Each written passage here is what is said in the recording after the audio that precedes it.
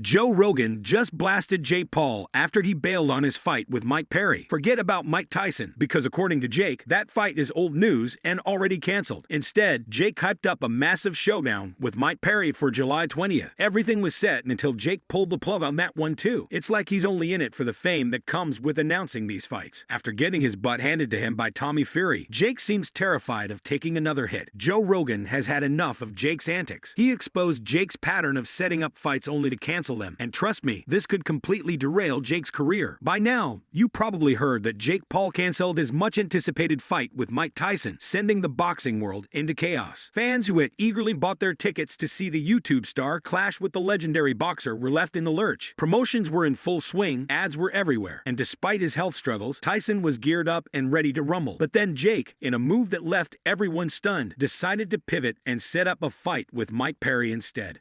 The news is true, folks. I, Jake Paul, will be fighting Mike Perry, Tampa, Florida, July 20th. The chaos that followed Jake's sudden switch was off the charts. Fans felt completely betrayed, having poured their money and excitement into the Tyson fight. It was supposed to be a monumental event, with all the glitz and glamour that boxing fans dream of. But with Jake pulling the plug, the entire spectacle came crashing down. Tyson, who had been preparing hard despite not being in his prime condition, was understandably furious. He wasn't about to let all that effort, time, and money go to waste just because Jake got cold feet. But you may ask, why did Jake Paul bail on the Tyson fight? Well, the real reason, according to some professionals, is Jake's sheer terror of facing Tyson in the ring. Even though Tyson wasn't at his best, Jake knew deep down that the odds were still heavily against him.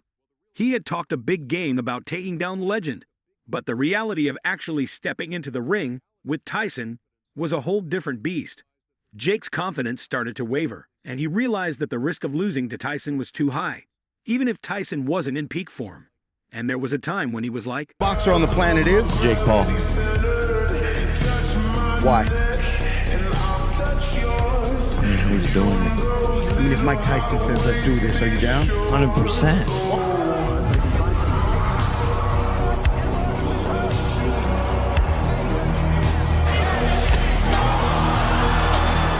100%. Instead of facing a likely defeat, Jake made a calculated move to fight Mike Perry. Perry, while tough, posed a more manageable challenge compared to the unpredictable and still formidable Tyson. This abrupt change, however, didn't sit well with anyone.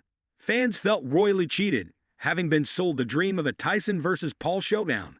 Promoters were left scrambling, trying to salvage what they could from the wreckage of the event. But here's the kicker. Everyone thought Jake bailed on the Tyson fight out of fear. But the real reason is juicier than a TMZ headline. Turns out, Jake Paul was neck-deep in a bribery scandal. As we all know, Jake, always the drama king, was trying to slip some cash under the table to the ref.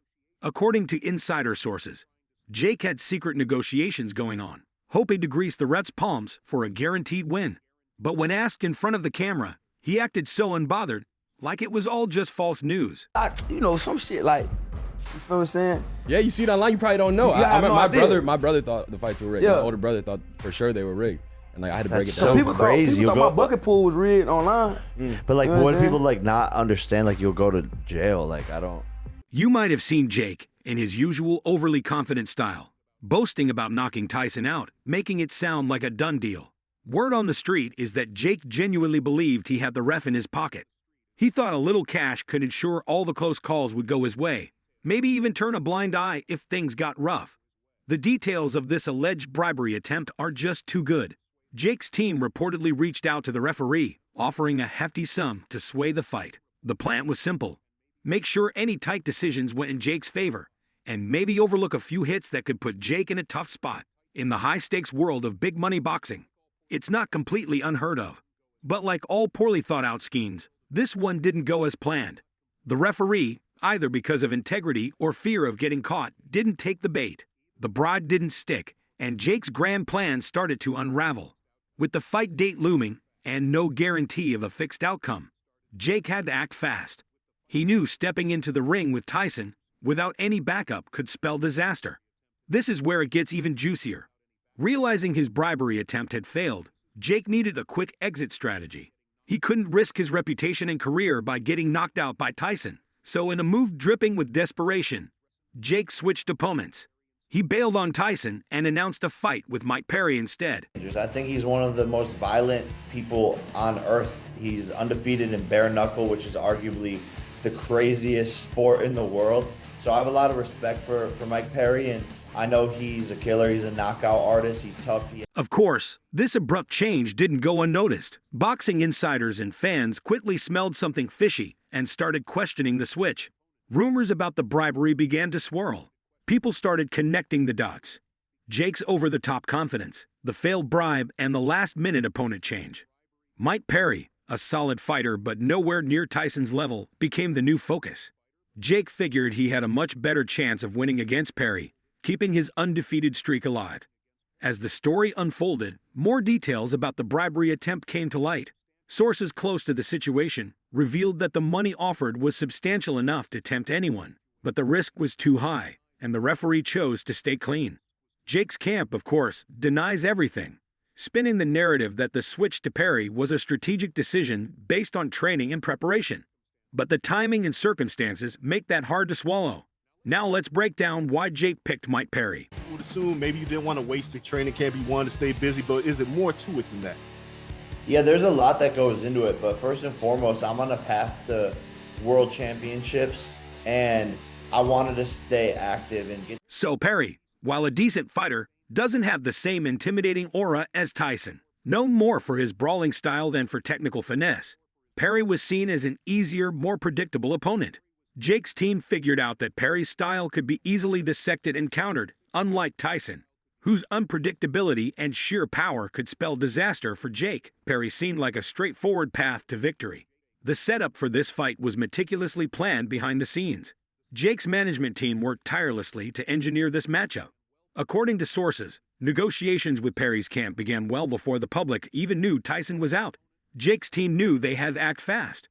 They needed an opponent who'd accept the fight on short notice, someone who wouldn't question the sudden switch and could be presented as a real threat but still beatable. And that's where Mike "Platinum" Perry came in as the perfect candidate. Known for his aggressive style and willingness to take fights on short notice, Perry's inclusion was marketed as a gritty, no-holds-barred brawl. This setup aimed to keep the excitement and hype alive, even if it wasn't quite on the same level as a Tyson fight. Public reaction to this sudden change was all over the place. Hardcore boxing fans and critics were not amused. Social media exploded with accusations of cowardice, pointing out the obvious gap between Tyson's legendary status and Perry's journeyman reputation. Forums buzzed with conspiracy theories about Jake's real motives. Did he really fear Tyson that much? Was this all just a clever dodge to avoid a probable defeat? Critics in the sports media had a field day. ESPN analyst Max Kellerman openly questioned the legitimacy of the switch, suggesting that Jake's team was more worried about appearances than actual competition. But Jake's die-hard fans, the ones glued to his every Instagram post and tweet, defended him passionately. They praised his smart thinking and tactical decision. They argued that fighting Perry was still a significant challenge, and that Jake was simply doing what any professional would do, strategize to win. This split in public opinion only added more fuel to the media frenzy surrounding the event. And let's not forget Mike Perry's take on this whole circus. Perry, who has never been one to back down from a fight, saw this as an unexpected golden ticket. He expressed his excitement all over social media, posting intense training videos and trash-talking Jake. To him, a fight is a fight, and taking down someone as notorious as Jake Paul was too good to pass up. In the sport of boxing, you little bitch. This is not bare knuckle. Not a bunch of just freaking MMA fighters. MMA fighters just running around punching each other bare knuckle like some hooligans. I'll show you a real sport. But seriously, how much longer do we have to put up with this problem child? Someone has to put a stop to it all. And that's where Joe Rogan comes in. This time, he's got Jake Paul in his crosshairs. Rogan, never one to hold back, ripped the mask off Jake's antics, exposing the slimy underbelly of the so-called fighter's recent shenanigans. During a heated podcast segment, Rogan laid out the whole saga with such clarity that even Jake's fans couldn't defend him. Mode right now. He's in savage mode.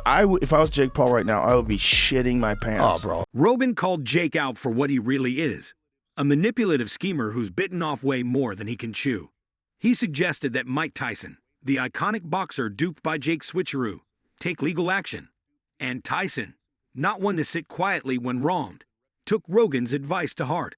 Rogan detailed how Tyson could seek justice for the financial losses and reputational damage Jake's antics had caused. The numbers are staggering. Tyson is suing Jake for a jaw-dropping $350 million. To put it into perspective, Jake Paul's net worth is estimated to be between $17 million and $30 million. The disparity between these figures and the lawsuit amount is enormous. This isn't just a financial slap on the wrist, it's a financial sledgehammer aimed at Jake's entire empire. For someone who's built his brand on brash confidence and flashy displays of wealth, this lawsuit could be devastating. The fallout didn't end with the legal filings. Jake, known for his bravado and swagger, found himself in a very different kind of spotlight. In a recent episode of the podcast Impulsive Clips hosted by his brother Logan Paul, Jake appeared visibly shaken. Gone was the cocky, unflappable persona. In its place was a man on the brink of breaking down. Jake's eyes welled up with tears as he admitted his mistakes. Rogan didn't just expose these actions. He condemned them unequivocally. He highlighted how such behavior undermines the integrity of boxing, a sport that thrives on fairness and respect. Rogan's influence means that his words resonate far beyond his immediate audience, bringing widespread attention to Jake's dubious tactics. After being sued and realizing that his bad actions don't fly in this world, Jake Paul is now facing the consequences of his antics. It's a stark reminder that no matter how high you rise, you have to answer for the things you've done. So now, Jake has to deal with the fallout of his actions, and it's going to be a rough ride. Drop your thoughts in the comments below.